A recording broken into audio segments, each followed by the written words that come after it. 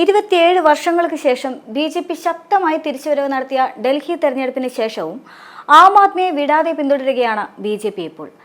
ഡൽഹി രാഷ്ട്രീയ ഭൂമികയിൽ നിന്ന് ആം ആദ്മിയെ വേരോടെ പിഴുതെറിയാനുള്ള നീക്കങ്ങൾക്ക് തുടക്കമിട്ടിരിക്കുകയാണ് ബി.ജെ.പി. ആം ആദ്മി പാർട്ടി സർക്കാർ പൂഴ്ത്തിവെച്ചെന്ന് ആരോപിക്കുന്ന 14 CAG റിപ്പോർട്ടുകൾ 25-ന് നിയമസഭയിൽ വയ്ക്കും.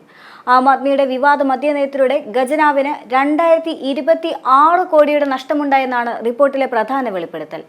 മദ്യനയം നടപ്പാക്കിയതിലൂടെ ആം ആദ്മി നേതാക്കൾക്കുണ്ടായ സാമ്പത്തിക നേട്ടങ്ങളെക്കുറിച്ചും പരാമർശമുണ്ട്. ചട്ടങ്ങൾ ലംഘിച്ച് മദ്യശാലകൾക്ക് ലൈസൻസ് നൽകിയെന്നും മന്ത്രിസഭാ യോഗത്തിന്റെയും ലഫ്റ്റനന്റ് ഗവർണറുടെയും അംഗീകാരമില്ലാതെയാണ് നയം നടപ്പാക്കിയതെന്നും കുറ്റപ്പെടുത്തുന്നുണ്ട് എന്നതാണ് വിവരം. ഇതോടെ ഡൽഹിയിൽ ഭരണ-പ്രതിപക്ഷ പോരിന് കളമൊരുങ്ങാനുള്ള സാധ്യതയാണ് തെളിയുന്നത്. ആം ആദ്മി പാർട്ടി രൂപീകരിച്ചപ്പോൾ കേജ്രിവാൾ അഴിമതിക്കെതിരെയുള്ള പോരാട്ടം മുഖമുദ്രയാക്കിയത് കോൺഗ്രസിനെ ഉന്നയിച്ചുകൊണ്ടായിരുന്നു. അതിന്റെ പ്രയോജനം 2014-ൽ മോദിക്കും ലഭിച്ചു. ഇടത്തരക്കാരെയും താഴെത്തട്ടിലുള്ളവരെയും ബാധിക്കുന്ന അഴിമതി തടയാനുള്ള ശ്രമങ്ങളാണ് കേജ്രിവാൾ തുടക്കത്തിൽ പ്രയോഗിച്ചത്. അതും ഡൽഹിയിലെ വിവിധ ജനകീയ പദ്ധതികളും കേജ്രിവാളിന് വീരപരിവേഷം നൽകി.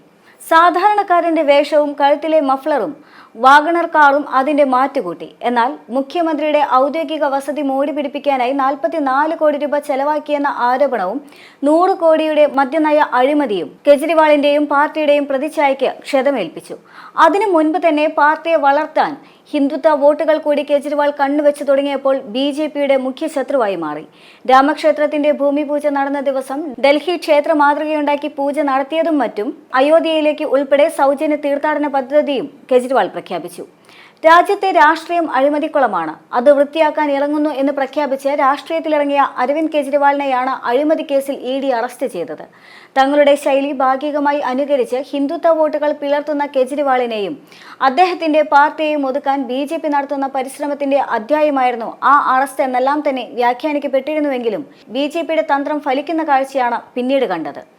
ആം ആദ്മി പാർട്ടിക്ക് ദേശീയ പദവി ലഭിച്ചതിന് ശേഷവും ഏതാനും ആഴ്ചകൾക്കുള്ളിൽ മദ്യനയ അഴിമതി കേസിൽ കേജ്രിവാളിന് CBIയുടെ നോട്ടീസ് ലഭിച്ചു. 2 കാരണങ്ങളാണ് അതിന് ആം ആദ്മി പാർട്ടിക്കാർ പറഞ്ഞത്. അതിലാദ്യത്തേത് പാർട്ടിക്ക് ലഭിച്ച ദേശീയ പദവി, രണ്ടാമത്തേത് പ്രധാനമന്ത്രി നരേന്ദ്രമോദിയെയും ഗൗതം അദാനിയെയും ബന്ധപ്പെടുത്തി കേജ്രിവാൾ ഉന്നയിച്ച ആരോപണം. അദാനി ഗ്രൂപ്പിൽ മോദിയാണ് മുതൽ മുടക്കിയിരിക്കുന്നതെന്നും ഗൗതം അദാനി മാനേജർ മാത്രമാണെന്നും ഭൂമിയിലെ ഏറ്റവും സമ്പന്നനാകുകയാണ് മോദിയുടെ ലക്ഷ്യമെന്നും നിയമസഭയിൽ കേജ്രിവാൾ ആരോപിച്ചു.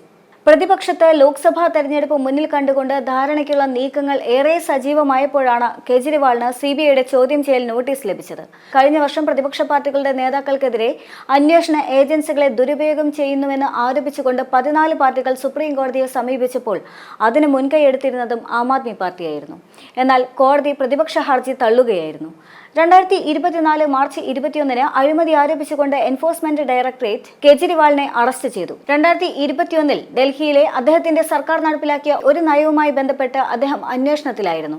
സർക്കാർ ലൈസൻസ് ഉള്ള ചില്ലറ വ്യാപാരികളിൽ നിന്ന് സ്വകാര്യ ലൈസൻസ് ഉള്ള ചില്ലറ വ്യാപാരികളിലേക്ക് മദ്യവിൽപ്പന മാറ്റുന്നതിനെക്കുറിച്ച് അദ്ദേഹം അന്വേഷണം നേരിട്ടിരുന്നു. 2022-ൽ നിർത്തലാക്കിയ നയം നിലവിലുണ്ടായിരുന്നപ്പോൾ ആം ആദ്മി നേതാക്കൾ ചില ചില്ലറ വ്യാപാരികൾക്ക് മുൻഗണന നൽകി. കൈക്കൂലി വാങ്ങി കള്ളപ്പണം വെളുപ്പിക്കലിൽ ഏർപ്പെട്ടു. കിക്ക് ബാക്ക് പദ്ധതികളിൽ നിന്നും സാമ്പത്തികമായി പ്രയോജനം നേടി എന്നീ ആരോപണങ്ങൾ അദ്ദേഹത്തിനെതിരെ ഉയർന്നു വന്നിരുന്നു. 9 സമൻസുകൾക്ക് ശേഷവും EDയുടെ മുൻപാകെ ചോദ്യം ചെയ്യലിനായി ഹാജരാകാതിരുന്നതിനെ തുടർന്നാണ് കേജ്രിവാളിനെ അറസ്റ്റ് ചെയ്തത്. 2024 സെപ്റ്റംബർ 13-ന് സുപ്രീം കോടതി അദ്ദേഹത്തിന് ജാമ്യം അനുവദിക്കുകയും ചെയ്തു.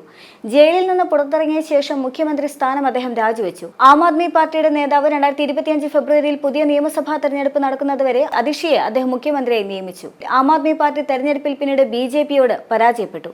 62 സീറ്റുകളിൽ നിന്ന് 22ആയി കുറഞ്ഞു. ഡൽഹി തെരഞ്ഞെടുപ്പോടെ ക്ഷീണിത ആം ആദ്മിയെ ഇനി ഒരിക്കലും തലപൊക്കാനാകാത്ത വിധം പൂട്ടുകയാണ് ബി.ജെ.പിയുടെ ഇപ്പോഴത്തെ ലക്ഷ്യം.